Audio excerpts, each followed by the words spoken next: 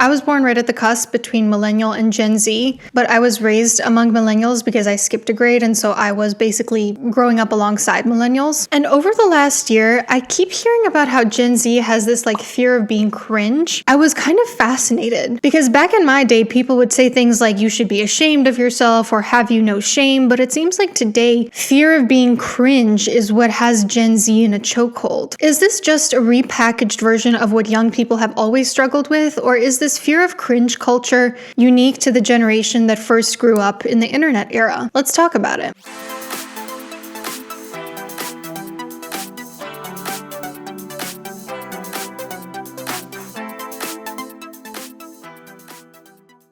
Now, as far as emotions go, cringe is nothing new. Cringe is just kind of how young people talk about embarrassment. You internally cringe when you do something embarrassing, almost as if wanting to retreat into yourself. Embarrassment is what you feel when you made some kind of faux pas that you suspect other people are judging. It's not quite as extreme as guilt, which is what you feel when you do something that violated your own moral code, or shame, which is when you feel like you did something that makes you a bad person or that other people think you're a bad person. You might experience embarrassment or cringe when you tell the Uber driver who drove you to the airport, you too, in response to have a nice flight. But you might feel guilt if you spilled a Slurpee all over their back seat, and you might feel shame if you spilled a Slurpee all over their back seat and didn't tell them about it. Or if you did something much worse, like call them a slur or something. All of these emotions exist to keep us in line with our social group, because if we fear social rejection, then we're more likely to survive. We're more likely to stay in the good graces of the social group, and they're going to take care of us, because if we're going to be out on our own, we're probably not going to make it. These emotions are so powerful that we even feel secondhand embarrassment when somebody does something cringe. We kind of internally cringe a little bit too, because we all know how it feels to do something embarrassing, and we can empathize with it, even if we do still judge them for it. But for Gen Z, it seems like this fear of being cringe is becoming quite debilitating. All humans since the dawn of time have tried to avoid embarrassing themselves, but that doesn't mean that they always let it paralyze them. For Gen Z, apparently that is not the case. I read a New York Times article which featured some comments from Gen Z about this phenomenon. Sage says, "It has held me back more times than I can count, and my heart is so full of regret because of what I have and haven't done. The times I never put myself out there because I was scared of looking weird. The words and opinions I kept to myself because I was scared of being wrong. The Instagram story drafts that will collect dust because I'm scared of seeming vain. The parts of me that I will never show to anybody because I'm scared of being cringe. It's always the fear of being judged for who I am and what I think, always grasping at my ankles as I try to outrun it and live a life I won't regret." Lily says, "Personally, I want to be perfect, have straight A's, have good friends, not have to worry about every little thing, but I do, and this ruins my life. My fear of being judged and outcast has completely changed who I am as a person. Even yesterday, I had an interaction where I referenced a quote and no one understood what I was saying. I felt embarrassed, self-conscious, and it made me feel chronically online. As a teenager, I believe that so many insecurities have grown exponentially from just being in high school or getting social media. What would happen if I said this, if I did this, if I wore this? These thoughts flood my brain every day, every interaction, every person." Elena says, "Most people these days will label any form of personal expression that isn't in the current trends or norms as cringe. The line of something being a bit embarrassing but generally funny has been completely erased by the word cringe, which has such a negative connotation to it. It's almost one of the highest insults to your character as a teenager. You never want to be doing your own thing and being yourself, and suddenly told that how you act every day and how you feel most comfortable is disturbing to other people." These testimonials make me really sad, because typically when people reach the end of their lives, the things that they express the most regret about are the chances that they didn't take rather than the mistakes they did make. So if we have an entire generation of people growing up not taking action because they're paralyzed of being labeled as cringe, those people might turn out to one day be adults who have a great deal of regret about their lives. For Gen Z, it seems like this fear of being cringe impacts all aspects of their life. In terms of academics, people are reporting lower rates of participation in class, a preference for asynchronous learning where you don't have to be seen or perceived by other people. Socially, we see higher rates of social anxiety among Gen Z, lower rates of people hanging out in person, this failure to launch phenomenon where adults aren't really leaving their parents' nest. But also a silver lining here is that Gen Z is drinking less and taking part in less risk-taking sexually because they're afraid of being cringe. Romantically, they have very high rates of ghosting. Gen Z is having less sex, they're dating less, they're getting married less. Professionally, they're reporting higher rates of workplace anxiety, also a reluctance to participate in meetings, overthinking thinking virtual communications like emails. Employers are even reporting that some of them show up to interviews with their parents. It's not surprising that employers are also overall not as likely to hire Gen Z given all of these. On the note of career, many of you know that I've been juggling a few different aspects of my life in this past year, this YouTube channel, writing books, but also being a mother, and it's gotten to a point where I have so much to do that like every time I sit down to work, it feels incredibly rushed for me. Every time it's like a race against the clock, which is why I was really thrilled to try Strawberry.me, who are kindly sponsoring this portion of this video. Strawberry.me connects people with certified career coaches to overcome obstacles, land better opportunities, negotiate higher salaries, and find fulfillment in their careers. You guys know that I've always been very vocal about uncertified coaches, but career coaching is a very real, reputable industry, especially when the coaches are certified. It can help people gain clarity on their goals, develop a personalized plan, keep themselves accountable, and create measurable success. When people are in high-up positions, they often have an entire team backing their success, but it shouldn't just be for high-up execs. Career coaching should be accessible and affordable for everyone, even those just starting out in their career. So I took Strawberry.me's onboarding quiz, which created a profile of me based on my answers. Apparently, I'm the focused builder, which definitely makes sense. Then I answered some more questions about what type of coach I prefer, gender, whether I want them to have experience with neurodivergence, and so on. I was matched with a coach, shown their CV, and then we scheduled a meeting. You can choose to meet with your coach either once or on a more regular basis, whatever works best for you. Stop waiting around for your dreams to come true. Take control of your career today with expert coaches from strawberry.me/Ana Psychology, that's ANA Psychology, for 50% off your first coaching session. Thank you so much to strawberry.me. So I perused the worldwide interweb to see what people are saying about Gen Z's fear of being cringe, and it seems like people are split into two camps. Those who think that this is nothing new for teens, and those who think that this is a product of internet culture. One person says, no, because that attitude has been going on since at least the 1990s. I think it's just part of being young and interested in your peers. Someone else says that Gen Z's social skills suck horribly to the point that I view many, perhaps the majority of my students, as socially crippled and very unlikely to progress beyond menial jobs. Of course, teenagers and young adults have always been obsessed with appearing cool and aloof, but I'm sorry, the truth is in previous generations, we still placed some value on intelligence, on social skills, and maybe even on being a little deep. It was okay to express an emotion or opinion on a current world event, be political, etc., and even if you didn't find any of that to be true in your experience, I think anyone older reading this could still agree we communicated more effectively and we took some of that for granted and expected it of each other. If I wrote a note to my friend in class in cursive, they could read it and it wasn't weird. Embarrassing or not, if a high school teacher called on me to answer a question, I could answer it in complete sentences and put some amount of thought into it without it being mortifying. In fact, I'd say that back then we were more likely to dislike a fellow student who was always derailing the class and being dumb than one who just answered the question in plain English like an adult and got it over with. Sure, it was bad to be nerdy or care too much or try too hard, but I'd argue is nearly equally embarrassing to be a complete dumbass too. Now they're terrified to even speak in front of each other. Many will become almost catatonic and literally take an F and just disassociate instead of speaking once in the time allotted to interact with their class groups. They can't explain to each other what they just heard or read, even if they do try. The man killed the people. Okay, in what country, where, what man, why? They just get so nervous carrying a conversation on anything that isn't flippant and meme-infused, or if the room is quiet enough for anyone to overhear their convos. I mean, just absolutely mortified to have a single opinion or thought on anything, or even to just regurgitate and say what is on a page in front of them. Those who dare to act like they have maybe a single brain cell get mocked. So I do think it's true that young people have always valued seeming cool to their peers. I remember hearing once about a study that said teenagers who are less emotionally open tend to be more accepted by their peers. And basically, like, the takeaway from that was, like, as a parent, you should teach your kids about emotional expression and openness. But when they're teenagers, don't encourage them too hard to be super emotionally expressive with their friends because that might backfire on them. And this is likely because teenagers are highly motivated to be accepted due to their stage of identity development, and also because teenagers tend to feel emotions very deeply due to like neurological developments happening in their brains at that time. So it might seem cool if someone's able to kind of like transcend how emotionally volatile a lot of them feel inside. However, it does seem to me that Gen Z's fear of being cringe seems to go beyond what other generations have experienced. Gen Z is currently age 14 to 29. I am, like I said, the very end of that generation. I myself am 29. So some of them are teenagers, but a majority of Gen Z are adults in their 20s, past the point at which wanting to seem cool to their peers should be so central to their identity. It seems like a lot of people in my generation think it's cringe to even interact with people, where things that were previously considered charismatic, like being present with another person, expressing genuine genuine interest in them, confidently speaking to others, are now considered like weird. Small talk with Gen Z. How are you today?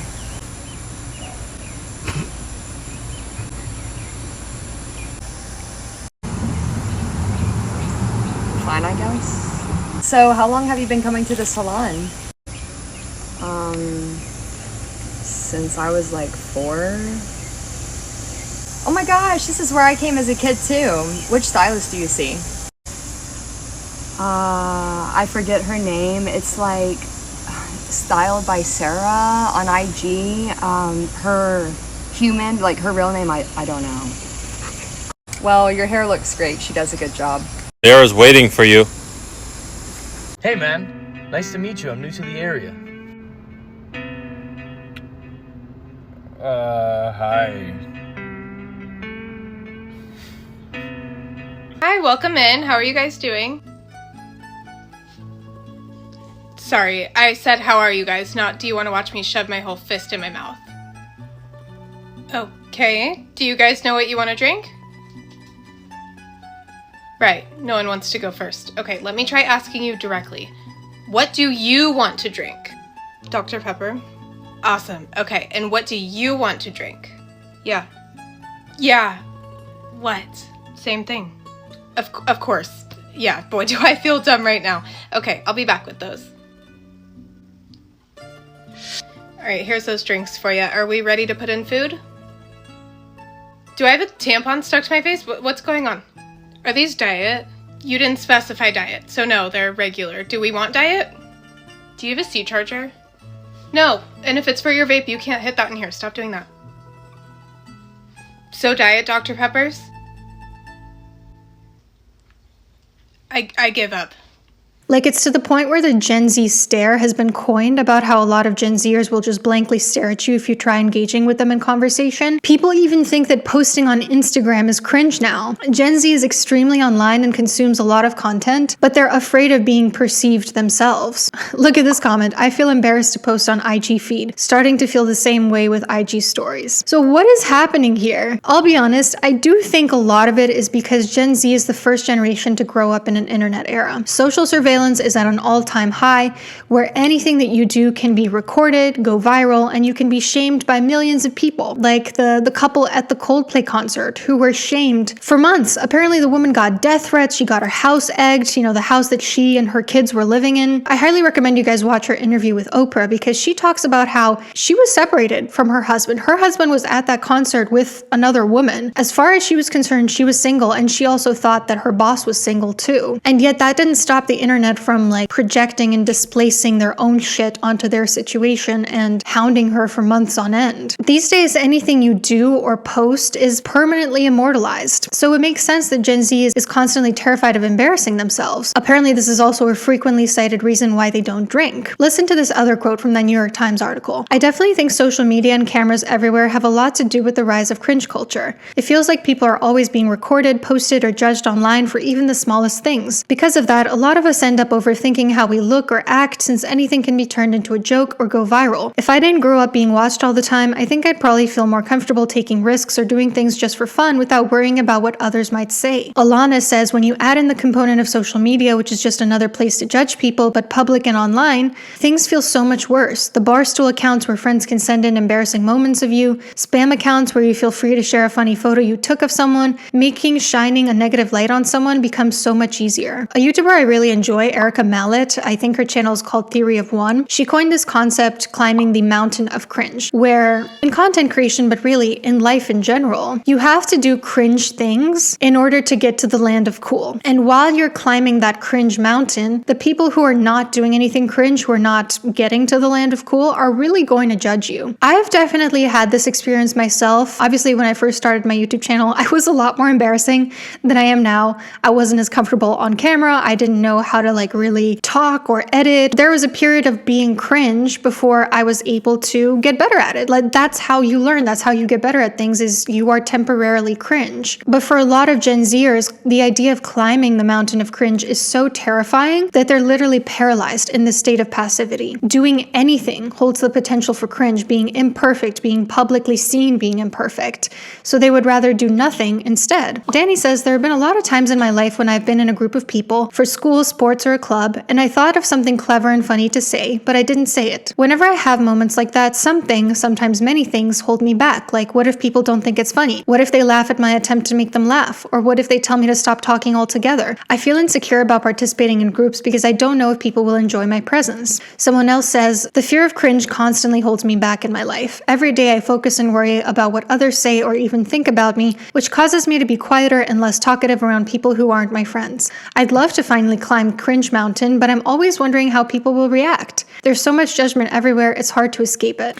You know, for me, like every time I post a video, I constantly feel cringe. But I do it anyway because the benefits outweigh my discomfort. And that is essentially what it is discomfort. If you're going to accomplish things in life, you have to get really comfortable feeling uncomfortable. But I don't think the internet is the only creation to promote this kind of emotional catatonia. Gen Z is also the generation whose social development was most derailed by the COVID-19 pandemic. Luckily, by the time the pandemic hit, I was already in grad school, living with my now husband, but the impact was a lot worse for the younger of my generation who were still in college or high school and kind of missed out on a lot of like crucial social development aspects. They were supposed to be developing their social skills right at the time when schools shut down and in-person interactions were prohibited. It's probably one of the reasons why Gen Z talks in real life the way they kind of write comments on TikTok. This place is like giving Italian. Yeah, it's an Italian restaurant, so. I don't know what to get.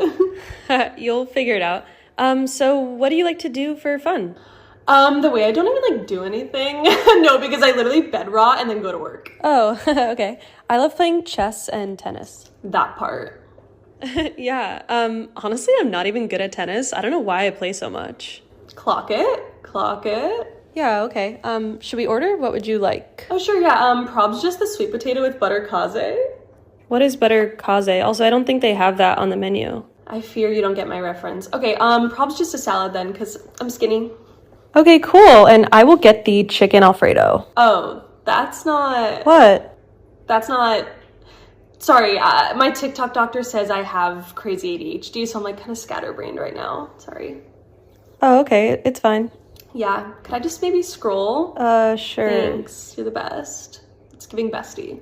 And something else that I think plays a role is the parenting styles with which Gen Z was raised. It's no secret that Gen X was raised in almost neglectful ways, where they were often forced to fend for themselves, to sort of raise their younger siblings, to figure things out on their own. And in every generation, there's kind of an overcorrection from the past generation. I think that a lot of Gen Z was raised with over-involved and sometimes permissive parents. And the two are slightly different, but what they both share is sort of this inability to let kids experience natural consequences for their actions. A lot of permissive parents, for example, will not only let their kids do whatever they want, but they also try to fight their kids' battles for them. So they'll, for example, be the ones talking to teachers and principals for their kids, or they'll pull kids from an environment where they're having social difficulties instead of teaching them how to surmount those social difficulties. So once those kids reach adulthood, they haven't experienced the consequences that they learned from. They haven't had a chance to sort of like practice those social muscles because their parents were just kind of figuring everything out for them. It's no surprise then that a lot of those kids grow up and they don't have the momentum to act, and they're instead kind of paralyzed by their own passivity. And over-involved parents, in turn, can be quite controlling because they're afraid of any type of harm befalling their kids. So, for example, they won't let their teenage child date because they're terrified that that person could get pregnant. And so then that becomes an adult who hasn't learned certain skills that are important in romantic contexts, like how to set boundaries, how to compromise, how to end a relationship,